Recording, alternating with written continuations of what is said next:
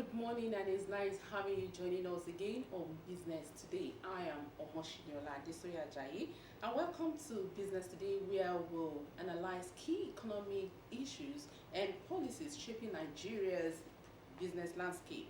Today we'll focus on the recent increase in telecom tariffs and how it affects businesses across various sectors in Nigeria.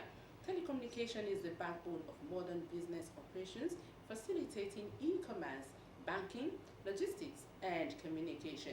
But with the recent hike in call, data, and SMS charges, many businesses, especially SMEs, are feeling the impact. And so today we will be broadening conversation on the effect of this new tariff and what it might on how this policy shift is affecting businesses and what can be done to mitigate its impact. Mr. OLU-ESHO, you're welcome on Business Today. Thank you.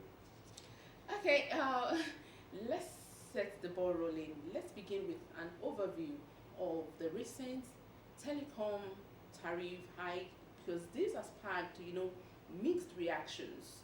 What exactly led? Some of them, they have solar panels being installed there. That is what they use to power those substations. Though some of them still have their, the power generators. They still have them there in case if anything goes wrong, so that they can still further buy diesel, and the prices of those products are quite on the high side. So I guess that is the reason for that increase. Okay, we're still going to talk more on possible solutions. Okay, some analysts argue that while the increase is necessary, just like you have just shared now, for telecom operators to maintain quality services, it could hurt businesses just the way it's been done in society. Yeah. So what's your take on this? Honestly, we don't need to deceive ourselves. A lot of people are already feeling keeping the entire effect of which the customers are already feeling. The removal of this oil subsidy. People are paying more on different things, on different items. Let me just say all items. Now, telecom services is now coming to tell us that they are moving theirs up by 50%. That is ridiculous. Should they shift the entire impact of the removal of the oil subsidy on the customers? That is wrong. And those who actually did the negotiation, which is NCC, I don't even know. I can't really say. Did they actually invite all the stakeholders there? Did they bring in all those customers' interest groups? Did they bring them in? The labor groups. Did they bring them in to be at that? When we look at the SMEs, I mentioned them the other time. Yes. You see, most of them now, even look at some people, when we talk of the SMEs, these are people selling on internet. These are people buying on internet. These are people who they hinge their business, the heart of the business on internet services. Now, with this, now you see the rate at which your data vanish. You have to get to someone before you know that the person is there, and probably only a few people had the landline that we used to, we were using in then. But business weren't as brisk as they are now. You understand? Yeah. And then you save lives, because the danger that you are being exposed to by traveling on the road, moving from one place to another. No, you are safe from that through GSM, right in your bedroom. You can be doing a lot of things, transactions, and you'll be making your money without going out. So unlike before.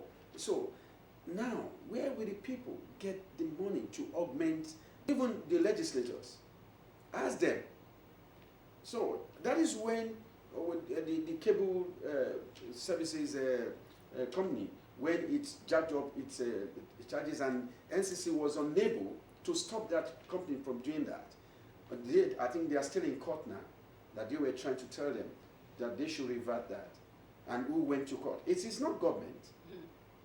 It's some of the consumer interest groups that went to court. And it shouldn't be. It is the government that should work things out from the perspective of the least person. That is the way government should be looking at things. They shouldn't be looking at it from the perspective of someone who is at the, up there.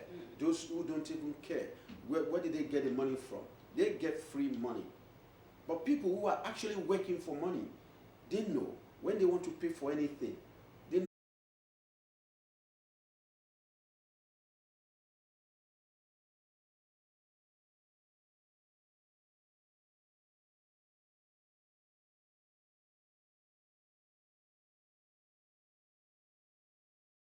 of that person and his family, how everybody is doing, and including the businesses of that person, before you now go straight into what, the reason for making that call.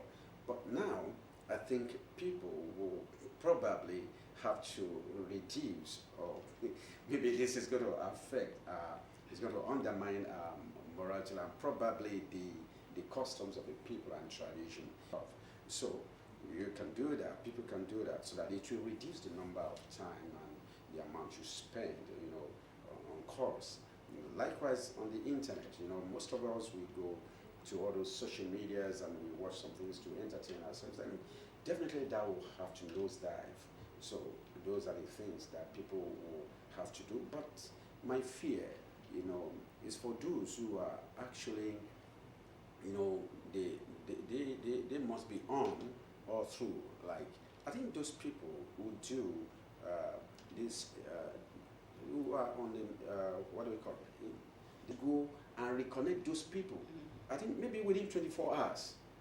So if that regulatory body had not been there, if everything had been concentrated at the central, you think such a thing would be possible? No way. So I think we need that too in the telecom sector.